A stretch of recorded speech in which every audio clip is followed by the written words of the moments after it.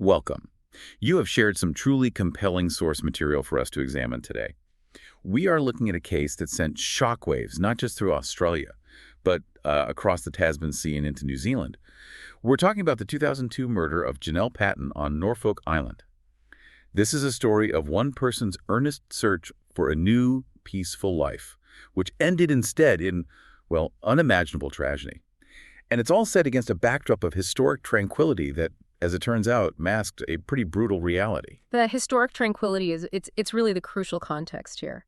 The records we have present a meticulously documented account of a crime that just fundamentally disturbed the sense of absolute security held by the island's small population. Right. You see, the murder of Janelle Patton was, historically speaking, the first documented homicide on Norfolk Island since the year 1893. 1893. Yeah, think about that time frame. Over a century of peace just shattered instantly.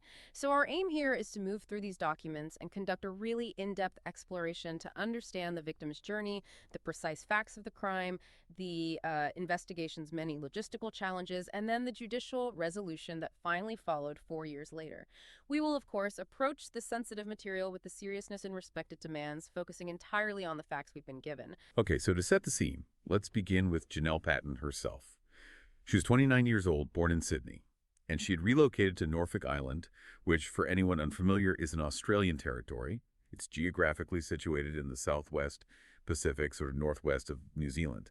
The general atmosphere of the island at that time was defined by an extreme rarity of violent crime.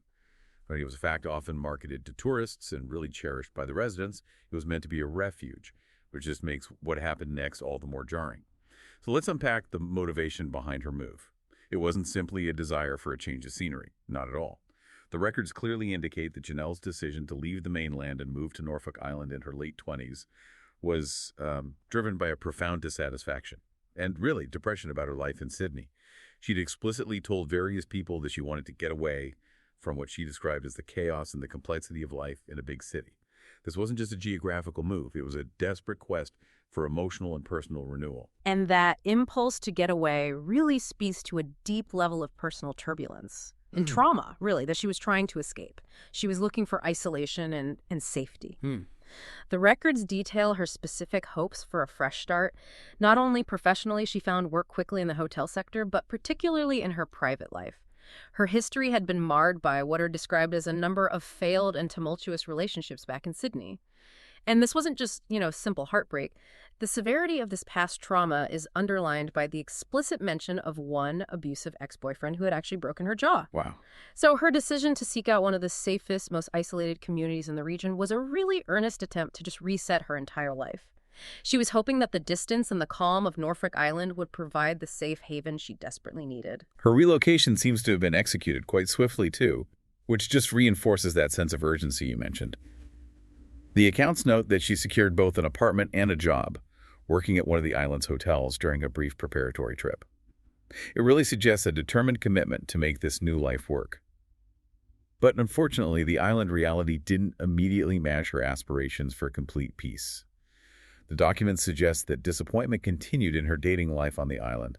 So even though she had sought this sanctuary, she encountered similar interpersonal conflicts to those she tried to leave behind. Right. It followed her. This disappointment escalated into tense confrontations, including one specific incident where the angry girlfriend of a man Patton was allegedly dating reportedly slapped her across the face. It's a sad detail, isn't it? It just shows that even in a highly isolated community with a tiny population, the complexities of human relationships, drama, and conflict, they persist. Yeah.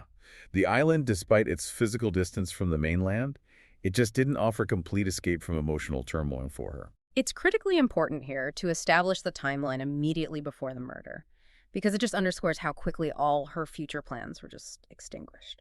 Janelle's parents arrived from mainland Australia just 1 day prior to her murder. 1 day. Yeah, they were staying at a nearby hotel while she remained in her apartment.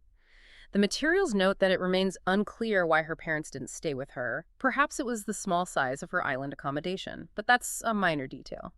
What's important is that Janelle was clearly looking forward to their visit.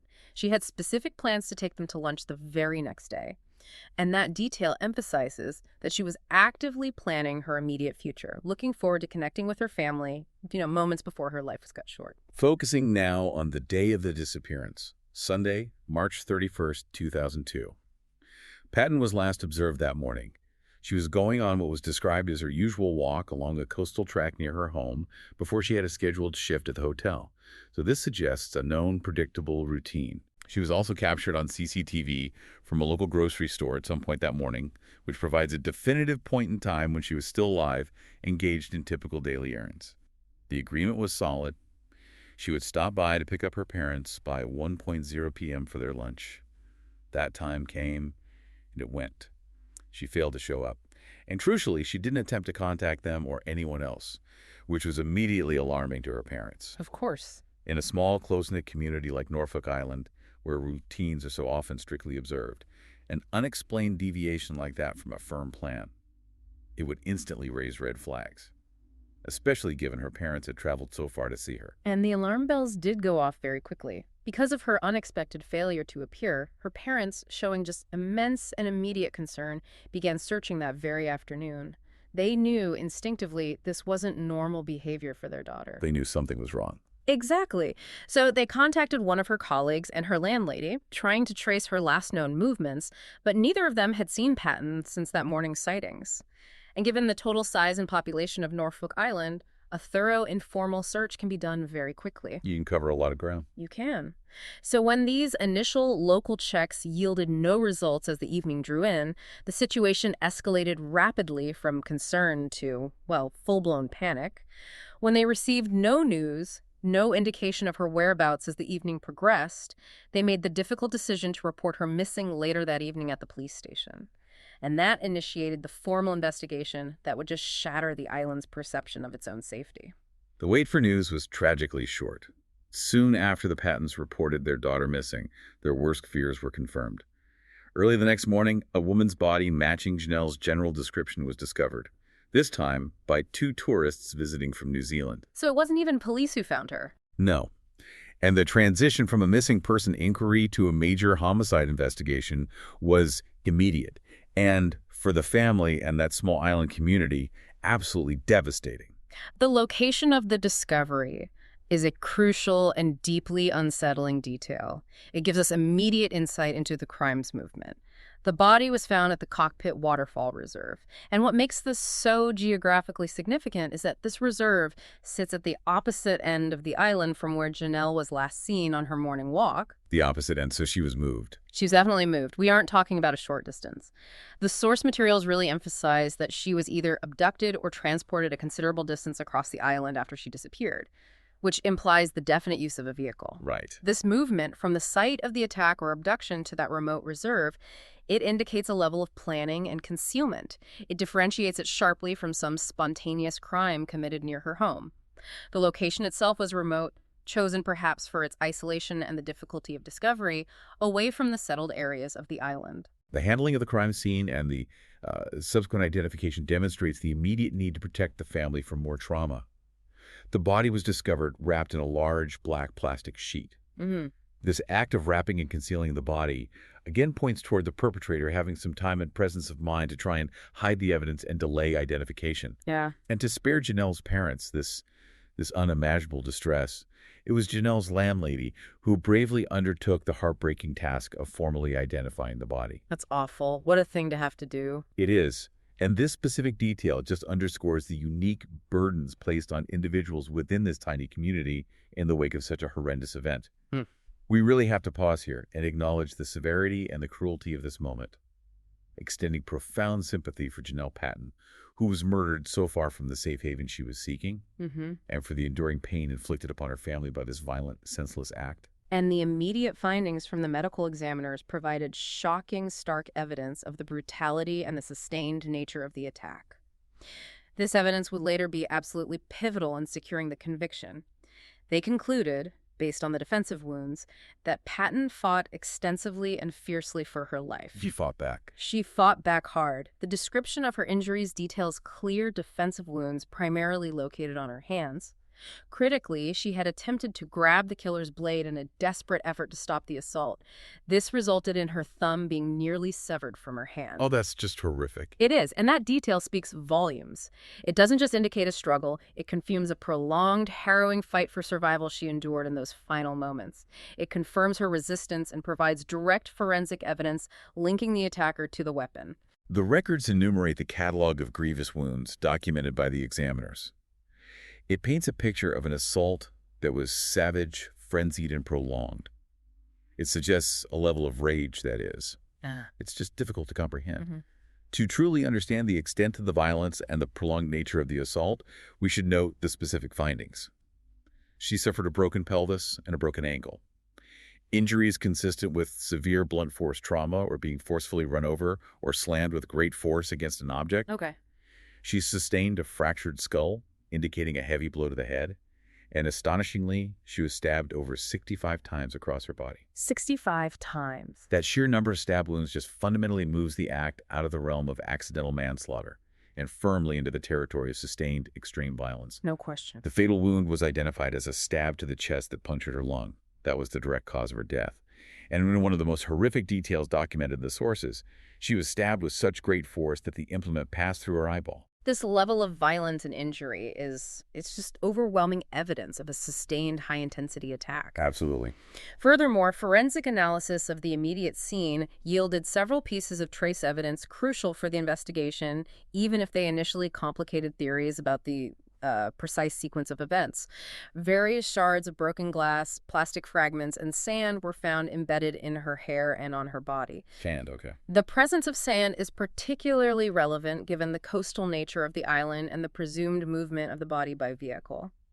The overall covering of bruises and these foreign materials led the medical examiners to conclude that she was struck repeatedly with a heavy, blunt object. They theorized it could have been a glass bottle, which might be the source of the green glass fragments, or a metallic pole, in addition to the extensive stab wounds from a knife or blade. So, multiple weapons, or at least multiple types of assault. Exactly. It indicates a complex crime sequence involving both blunt force trauma and sharp force trauma, which demanded the investigation follow multiple lines of inquiry based on all this scattered forensic evidence left at the discovery site. Despite the immediate shock, the gravity of the crime, and this wealth of forensic evidence detailing the victim's struggle, the investigation proved to be exceptionally protracted and difficult. It took a significant amount of time, 4 full years to resolve. 4 years. Which really highlights the inherent challenges of conducting complex, high-stakes forensic work and an investigation in an isolated jurisdiction like Norfolk Island. It just lacked the infrastructure and the sheer manpower of a major metropolitan police force. Right. So the Australian Federal Police, the AFP, they were brought in to manage this complex homicide inquiry. And the AFP investigation ultimately hinged on meticulously cross-referencing and processing 3 main pieces of forensic evidence recovered from the scene, even as they struggled with the case's complexity for 4 years. These were the foundational pillars of their pursuit, and their successful analysis really showcases the power of patient police work. So what were they? Well, first, Janelle's defensive wounds. They established her struggle and provided the possibility of trace DNA evidence or fiber evidence from the killer. Second, that large black plastic sheet the body was wrapped in, an item that was meticulously analyzed to try and trace its origin or specific usage, suggesting a deliberate effort to conceal or move the body. Okay. And third, the pieces of green glass found embedded in her hair. That pointed toward a specific type of weapon or blunt object used in the attack, potentially a broken bottle of a particular type found on the island. So these 3 pieces of evidence, the physical interaction, the concealment method, and the specific material evidence, they were the pillars supporting that long-term cross-jurisdictional investigation. And that 4-year mark finally brought the necessary breakthrough, and it required international cooperation with New Zealand authorities. On February 1st, 2006, an arrest was finally made. The perpetrator was identified as Glenn Peter Charles McNeil, a 28-year-old chef from New Zealand who'd been living and working on Norfolk Island at the time of the murder. So he wasn't a local islander? No. And critically, he wasn't arrested on Norfolk Island where the crime occurred, but near the city of Nelson on the South Island of New Zealand. Yeah. He had left the territory sometime after the murder. Right. And this detail confirms that McNeil wasn't immediately tied to the crime, and that the investigation tracked his existence and whereabouts across the Tasman Sea, identifying him through forensic means and just persistent detective work. He was subsequently extradited back to Norfolk Island to face formal charges. McNeil's initial statements immediately introduced a significant contradiction into the case that would later form the central axis of his defense, and it flew directly in the face of the forensic reality. At the Norfolk Island Court of Petty Sessions, he provided an account that drastically differed from the nature of the crime scene. What did he say? He claimed that on the day of the murder, he had smoked marijuana and that he had accidentally run over Janelle Patton with his car. Accidentally ran her over. Yes. This statement suggested a scenario of reckless manslaughter, an accident followed by panic and concealment, rather than the sustained, frenzied murder evidenced by 65 stab wounds and blunt force trauma. Okay. So the defense would later attempt to argue that the initial concealment and movement of the body were driven by panic after an accidental collision.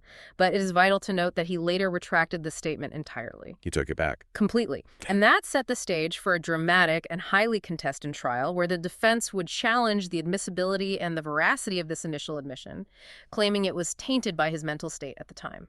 Following his arrest and initial appearance on Norfolk Island, McNeil had to be transferred off the island for high-security incarceration and preparation for the trial. The logistical necessity of this is pretty clear, given the lack of specialized maximum security correctional facilities on the territory. Of course. The records confirm he was moved to Silverwater Correctional Center in Sydney, which just suggests the complexities involved in holding a high-profile suspect in a remote jurisdiction while preparing for a major trial in the Australian court system. The formal trial against McNeil began precisely 1 year after his arrest on February 1st, 2007. And the location of the trial presented a truly unique legal challenge. It really required special measures. It highlights the intersection of colonial law and modern justice, really. Given that Norfolk Island is an extremely small and isolated territory, it has a severely limited potential jury pool. Right. Everyone knows everyone. Exactly. Most residents would likely know the victim, the defendant, or key witnesses. So, to ensure the integrity and fairness of the process, Chief Justice Mark Weinberg imposed a strict press blackout on the proceedings while the jury was being selected. A press blackout. That's unusual. Very unusual. This measure was explicitly done to prevent media coverage and outside influence from potentially polluting or diluting that tiny jury pool. It was safeguarding the possibility of an impartial jury being formed from the small local population, a measure rarely implemented in modern Australian jurisprudence, but entirely necessary in this context. Then, during the trial, on March 1st, 2007, McNeil took the stand in the Supreme Court and completely reversed his earlier admission. It was a move clearly designed to cast maximum doubt on the prosecution's narrative. He stated unequivocally, "I did not kill Janelle Patton, I did not abduct her, and I did not see Janelle Patton that day." A complete 180. A total reversal. He directly contradicted the detailed narrative he provided to police a year earlier about hitting her with his car. And when he was questioned about these contradictory initial statements, he tried to attribute them to his mental health problems at the time of the confession. He argued he was in a vulnerable state where he would have admitted to anything just to end the interview or the stress of the process. That's a difficult position for the jury. It is. It placed the 11-person jury in a complex and unenviable position. They were forced to weigh a detailed initial confession against this compelling retraction supported by claims of mental distress. And ultimately, they had to rely heavily on the objective forensic evidence that just spoke volumes about the sheer violence involved. Right. And despite the defendant's retraction and the defense's reliance on his poor mental state, the trial concluded on March 9th, 2007, when the jury returned a guilty verdict. The prosecution's success was firmly grounded in that strong, undeniable physical and forensic evidence they'd collected over 4 years. Evidence that overwhelmingly contradicted the initial accidental running over story. The 65 stab wounds. Exactly. The 65 stab wounds and the broken bone just could not be reconciled with the car accident scenario. However, even with the conviction, the records highlight that 2 significant ambiguities remained unresolved, though apparently they weren't critical enough to sway the jury. What were they? First, the question of motive remained entirely unclear. The judicial process did not establish a definitive reason for the crime, leaving the why unanswered. And second, and this is crucial, unidentified female DNA was found on the victim's body. Unidentified female DNA. Yes, the origin of which was not explained during the trial. These lingering questions, while not sufficient to create reasonable doubt for the jury, given the overwhelming forensic proof of McNeil's involvement, they certainly added layers of complexity to the public and legal understanding of the case. The sentencing followed several months later. This allowed the court time to consider the full impact and severity of the crime. On July 25, 2007, Chief Justice Weinberg handed down the punishment. McNeil was sentenced to 24 years in prison. Given the brutality and the prolonged nature of the attack, this sentence reflected the need for strong retribution and denouncement of the violence against Janelle Patton. And demonstrating the logistical and jurisdictional intricacies of the case, the sentencing itself was conducted in the Supreme Court of Norfolk Island. But the court was sitting remotely in Sydney, Australia. Right. Another one of those logistical details that just underscores the special legal relationship between the small territory and the mainland Australian justice system. Exactly. But the guilty verdict was far from the final judicial word. The defense immediately began the protracted appeal process to overturn the conviction. McNeil appealed to a full court of the Federal Court of Australia. And the central argument put forward by his defense team focused intensely on the inadmissibility of his initial detailed statement to police. The car accident story. That's the one, where he admitted to hitting Patton with his car. The defense contended that this statement should have been excluded from evidence, given his later claims about his mental health issues and instability at the time of the confession. They argued that allowing that retracted and potentially unreliable statement to be used unfairly prejudiced the jury. I see. But the full court, consisting of Chief Justice Black and Justices Lander and Bisonko, they reviewed the evidence exhaustively and ultimately dismissed his appeal. They upheld the original trial's findings, especially when that statement was contrasted by the irrefutable physical evidence. And the legal fight continued, pursuing the case to the highest level of the Australian judicial system, the High Court of Australia. This marks the last possible avenue for appeal within the Australian framework. On November 14, 2008, the High Court delivered its final decision on the matter. The court refused special leave for further appeal. So that was it. That was it. This action effectively exhausted all avenues within the Australian legal system and finalized the conviction against Glenn Peter Charles McNeil. This decision legally cemented his guilt and the 24-year sentence, ensuring that the judicial resolution of the case reached its final conclusion nearly 7 years after the crime occurred. It provided at least a measure of finality for Janelle Patton's family. Regarding the conclusion of the sentence, the most recent update in the records provides the final official closure for the judicial process concerning the convicted individual. Glenn Peter Charles McNeil was released on January 31st, 2024. He had served the requisite time period of his sentence eligible for release under Australian law. And because he was a New Zealand citizen. Exactly. Reflecting that fact, upon his release, he was immediately deported to his home country, New Zealand. This official act marks the physical conclusion of his involvement in the crime and the punishment delivered by the Australian legal system. It closes the book on his physical presence in the territory and in Australia. It's important to just reflect briefly on the profound media attention this case generated, especially considering the rarity of such a violent crime in that jurisdiction, a place that was, as we established, historically devoid of murder for over a century. This event resonated widely in true crime circles across Australia and beyond. It really demonstrates the public fascination with crimes that shatter the myth of perfect safety in remote, idyllic locations. The case has been examined repeatedly. It was covered by Crime Investigation Australia in 2009, featured on the widely listened to Case File True Crime podcast in 2016, and discussed by true crime content creator Bella Fiore in 2021.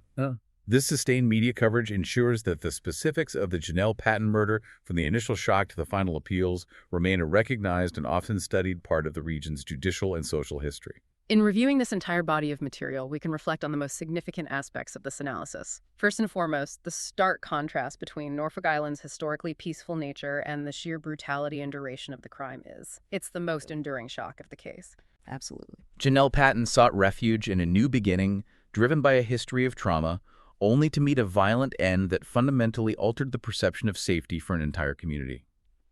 Furthermore, the conviction relied incredibly heavily on how advanced forensic methods were employed, identifying the precise nature of the defensive wounds, tracing the origin of the black sheet, analyzing the shards of green glass. All those crucial elements. Right. They were crucial in successfully solving a murder 4 years after the fact. This forensic certainty stood firm despite the defendant's wildly conflicting statements and those lingering questions about both motive and the unexplained female DNA.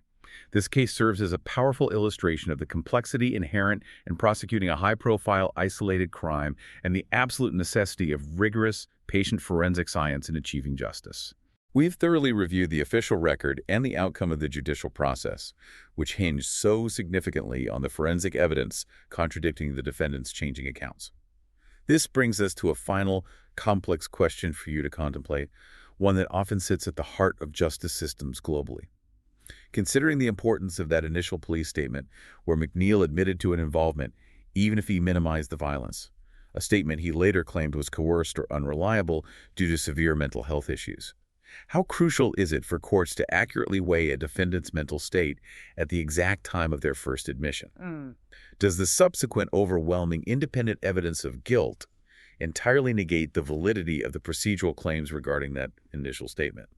Or does that initial potential coercion remain a complex layer of justice that the court must always resolve? It's a compelling point about where legal procedure and mental health intersect in the pursuit of truth. Thank you for sharing these sources with us and allowing us to explore this material in such depth. Thank you. Thanks for listening. Thanks for listening.